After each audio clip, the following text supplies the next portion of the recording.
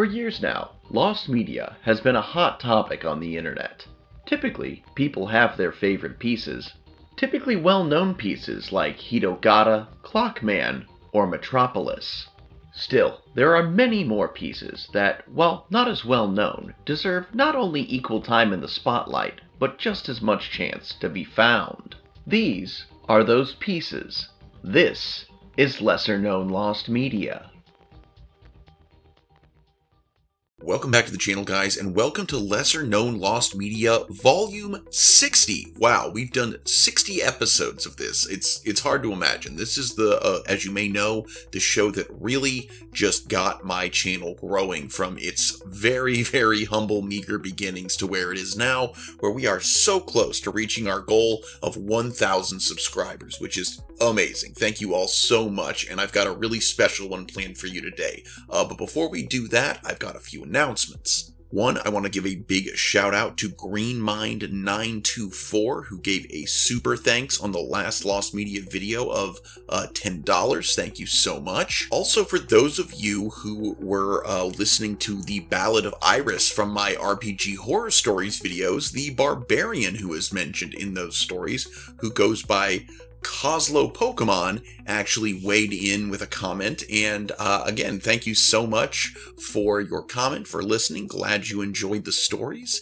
and yeah, just thank you so much. I always love it when the audience participates, whether that be monetarily or just by commenting and giving their opinions and giving me suggestions.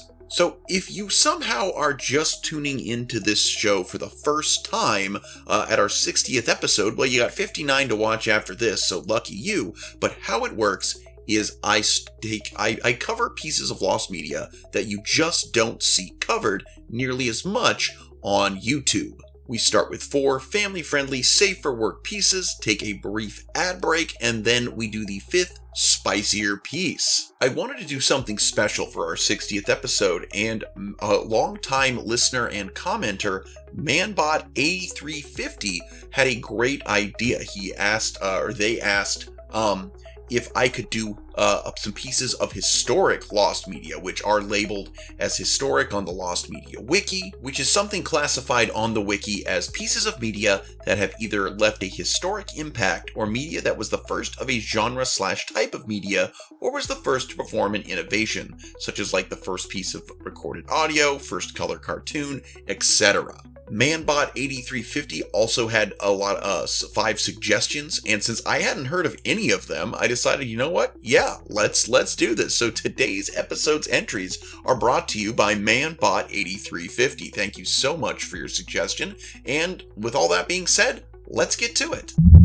At number 1, we have R.U.R, Lost BBC television adaptations of science fiction play from 1938 and 1948. Now, R.U.R, or Rosumovi Universalni Roboti, is a science fiction drama play written by Karel Čapek, a Czech Republic work established in 1920. The play is historic for inventing the English word robot. In 1938, the BBC adapted the play to television, which is considered by some sources as the earliest science fiction television program. The BBC also broadcast another adaptation in 1948. Now, the original work served as a cautionary tale regarding humanity's growing obsession with mechanization, which contributed to the production of various technological horrors during the First World War. In the play, Mr. Rossum and his nephew successfully invent a substance that enables them to create artificial life, the roboti. However, whereas Mr. Rossum saw the project simply as a means of verifying the existence of God, his nephew betrays him in favor of producing thousands of roboti to serve industrial needs and in turn allow him to become rich. The Czech word robota is the definition of servitude, forced labor, and is the inspiration for the English word robot. Čapek obtained the word from his older brother, Cubist painter Josef Čapek, after initially debating on whether to call them the labori, The roboti are not exactly the same as the robots depicted in future science fiction works or in real life. Rather, they are more akin to androids, or they are humanoid entities existing within artificial flesh. Comparisons between R.U.R. and Mary Shelley's Frankenstein were made, including how both involve creating artificial life that later rebels against its masters. Now, as to the adaptations, R.U.R. became a major success within its home country and across the world. Its concepts are therefore the basis for science fiction works like Blade Runner, The Matrix, and The Terminator, which primarily feature robots, artificial intelligence, and subsequent rebellions from the machines humanity has created. Therefore, it became a prime target for the BBC to air an adaptation for its fledgling television service. On the 11th of February 1938, the BBC televised a 35-minute abridged version of the play produced by Jan Bussell, featuring names such as Harvey Barbin, William Lyon Brown, and Cherry Cottrell. Originally airing at 3:20 p.m., it was also repeated later that evening at 9:20 p.m.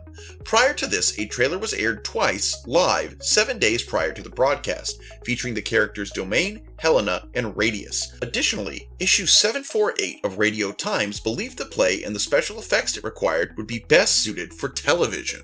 Now, the 14th of February 1938 issue of the Times also agreed that the adaptation was a good choice for television, though it also criticized the play it was based on, criticizing the Adam and Eve scene for being misplaced in an otherwise brutal story. The robots depicted in the adaptation also considerably deviated from the near-human appearance in the original play, resembling more the traditional robot look featured in future science fiction shows. Other reviews focused on the show's special effects, a key component for later sci-fi productions. Because of the limited range from the BBC's television transmitter housed at the Alexandra Palace and the expense of early television, only a small audience within North London were able to watch it. But while the 1938 television adaptation was initially largely forgotten, contemporary accounts, such as from the Smithsonian Magazine, indicate that it was historic for being the first science fiction television program in an experimental period for the BBC and drama television overall. 3 years after the Second World War, another adaptation, this time a 90-minute production airing live once on the 4th of March 1948, was broadcast, again produced by Bussell.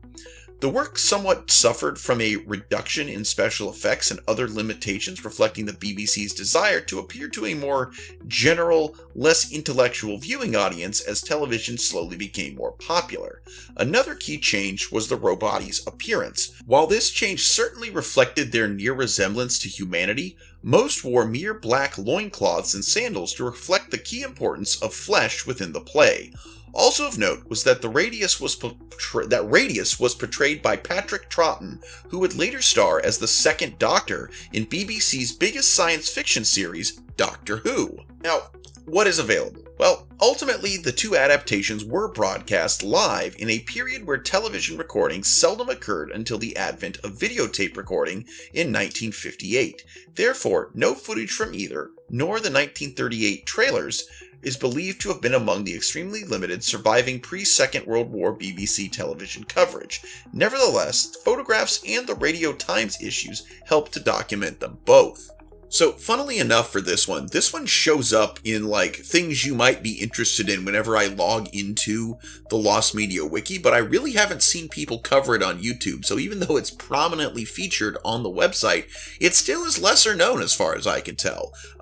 Again, I've heard of this play before. It was more or less referenced in This Is the End, one of my favorite movies, part of the Cornetto trilogy, and I definitely think it's kind of cool that, a piece of lost media is of an early recording of something that was so monumentally important to the current state of sci-fi.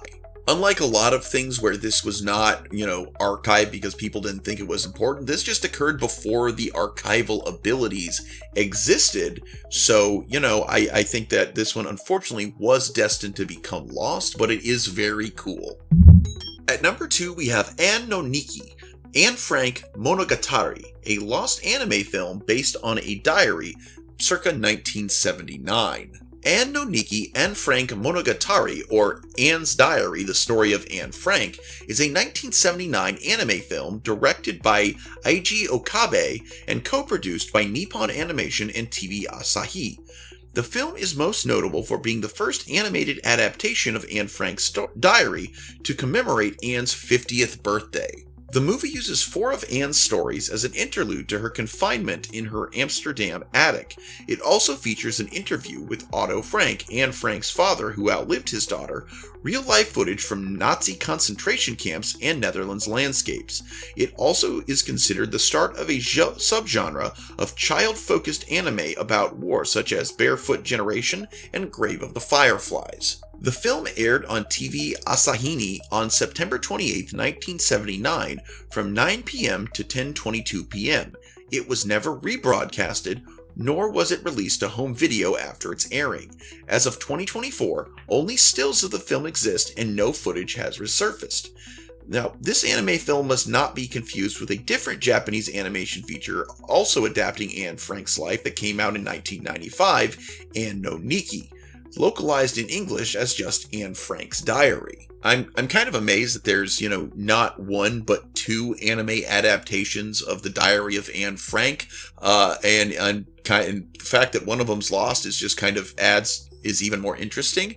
Definitely not the medium I would use to tell this story, but it is a powerful story, and I think it's kind of interesting that this was kind of what kickstarted what are some of the saddest animes that I know of, even though I've not watched them because I don't like sad things, but again, very interesting and definitely deserves a place here on the list. At number 3, we have Minecraft Castle, Lost inaugural fan-made YouTube video of Sandbox game from 2009. On the 17th of May 2009, Marcus Notch Persson publicly announced the alpha release of his sandbox game, Minecraft. Within an hour of this announcement, gameplay footage started popping up on YouTube. The first ever fan-made Minecraft YouTube video was uploaded by Evilville under the title Minecraft Castle. Alas, the video was taken down in 2011, and no re-uploads are known to exist. This one's pretty cool to me because, if you've been on YouTube for any amount of time, Minecraft is huge on YouTube, whether it's people doing, playthroughs, whether it's, people like myself who have used some recorded Minecraft footage as background video. Minecraft is absolutely, is such an integral part of YouTube, and it's sad that the first ever, YouTube Minecraft video is no longer available. Coming in at number 4, we have Pull My Strings, lost footage from a Dead Kennedy's live performance, existence unconfirmed, circa 1980. The Bay Area Music Awards, also known as the BAMMys, was a yearly awards show held in San Francisco where well-known bands from the city would perform. The winner would then be selected through viewer polls. For the 1980 Bay Area Music Awards, the event was opened with the punk rock band The Dead Kennedys, where they were scheduled to play their increasingly popular song, California Über Alles. The band came on stage wearing white shirts with black S spray painted on them, and then started to play the first few seconds of the song. Then the lead singer, Jello Biafra, stopped them and said, "Hold it, we gotta prove we're adults now. We're not a punk rock band, we're a new wave band." After this, the members each pulled down a black necktie from behind their necks and brought it to the front to turn the S on their shirts into dollar symbols. They then began to play a new song called Pull My Strings, the only time they would play this live. The song lyrics insult the music industry in a satirical but lighthearted way, with the opening lines being, "I'm tired of self-respect, I can't afford a car, I want to be a prefab superstar." Other notable sections of the song include short portions of the song being a parody of the song My Sharona by The Knack, a huge hit song at the time, where they played the chorus of this song and replaced the words with words with drool, drool, drool, drool, drool, my payola. Payola being the illegal practice of record companies paying radio hosts to play specific songs and have them act like it is just a normal part of their broadcast. So this show was broadcast live to radio stations, and there is video footage of Huey Lewis in the news performing, proving that there were cameras, but there are still no recordings of the dead Kennedy's performance from that night that have ever surfaced. An audio recording of the event, however, was released on the band's compilation album Give Me Convenience or Give Me Death in 1987. In an interview with the band's bassist Klaus Floride, he said, "Nobody's gotten in touch with us about the existence of the video, so I don't think it exists. I don't think they did any video of it. It'd be something worth trying to look into." And this supposed unconfirmed footage is considered one of the most sought after items in the world of punk rock. Now, I know of the Dead Kennedys, I don't really know their music that well, but this does sound to be like it would have been pretty interesting to see, because it was kind of like a monumental moment of, that very idea about punk. Sticking it to the man, to the music industry in during a music award show, that's so punk. And I do think that is pretty cool to see if there was video footage of it. It's a very interesting tale, but unfortunately it does sound like the cameras might not have been rolling. Alright guys, before we get to that final piece of lost media, let me just say once more, thank you so much for continuing to come here, watch the videos, and just be a part of this channel. The growth of the channel has been absolutely monumental thanks to all of you, and I cannot thank you enough. Your support, your views, your comments have inspired me to experiment with content on the channel that I would not have possibly even considered. I do hope you're enjoying all the AI, custom songs that I've been putting out. I've been having a lot of fun making those, and I do hope to continue growing that in the future as well. But again, we're still going to be here with the lost media. We're going to be here with the neckbeard videos, with the RPG horror stories, and the creepypastas, and anything else that I think might entertain all of you, because that's kind of the point of this channel. It started as a way to advertise for my miniatures business, and while I am still doing that, the channel has kind of taken on a life of its own, and that is all thanks to you. So thank you so much, and let's get into that final piece of spicy media. And at number 5, today's spicy piece of lost media is Rat Killing, lost early Bloodsport films from 1894. So Rat Killing is an 1894 Bloodsport film produced and directed by William K.L. Dixon and distributed by Edison Manufacturing Company. The film depicts a rat terrier legitimately killing at least 6 large rats. 3 other similar films, Rats and Terrier No. 2, Rats and Terrier No. 3, and Rats and Weasel, were also produced on the same day. In 1894, Edison Manufacturing Company began to showcase its first kinetoscope films across viewing parlors in the United States. Even then, Thomas Edison had an ambition to distribute works featuring absurd and often taboo concepts, because he believed that such exploitation films would generate revenue by attracting curious and thrill-seeking viewers. And thus, under the direction of pioneer filmmakers William K.L. Dixon and William Hayes, various exploitation films were made in a short time span, some involving animals. For one instance, Dixon and Hayes directed The Boxing Cats, which featured 2 felines with boxing gloves fighting each other in a boxing fashions. There were other legitimate blood sports, such as cock and dog fighting. And further adding to the film's exploitative nature, accounts indicated that Dixon had trouble capturing viable footage of the animals, given that their movements were often unpredictable, and that could cause the creatures easily to disappear off camera, and thus handlers often abused the animals so that they replicated the desired action sequences. Likely stemming from the difficulties in filmings, these works were considered among Dixon's least successful from a filmmaking standpoint. However, they did prove commercially viable, with film historian Charles Musser noting that blood sports, including rat baiting, were popular early subjects for Edison's camera.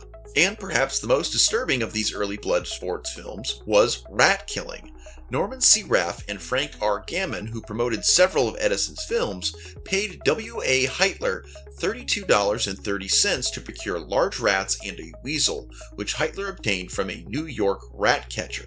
Once brought to Edison laboratories, at least 6 of them were placed in a ring specifically designed to accommodate the kinetoscope's limited frame of view, along with one of 2 Edison-owned rat terriers. Dixon then proceeded to film the dog attacking and ultimately killing the rats, the massacre taking just 52.5 seconds to achieve. Declared a success, Dixon subsequently filmed 2 other instances of the rat terriers savaging rats. The films titled Rat Terrier No. 2 and Rat Terrier No. 3. The films were released in September of 1984, and finally, the terriers were replaced with a weasel for a 4th film titled Rats and Weasel. This one did not go according to plan, as the weasel was overwhelmed and eventually killed by the rats. While the other films would be publicly released, Rats and Weasel remained locked away. Another film, Ratcatcher, was recorded, though received criticism primarily for featuring rats that were declared too small for it to be a compelling work. Rat killing and its immediate sequels were cited in The Man Who Made Movies W.K.L. Dixon as examples indicating the early years of filmmaking were not as innocent as they appeared. Nevertheless, while modern American society would generally condemn blood sports, footage of animal killings was not considered taboo in the late 1800s. Some openly enjoyed it, while influence from animal welfare groups that opposed such exploitation were limited at best. Thus, it gave Edison carte blanche to distribute future animal exploitation films, including the infamous 1903 film Electrocuting an Elephant, which featured the death of Topsy the elephant.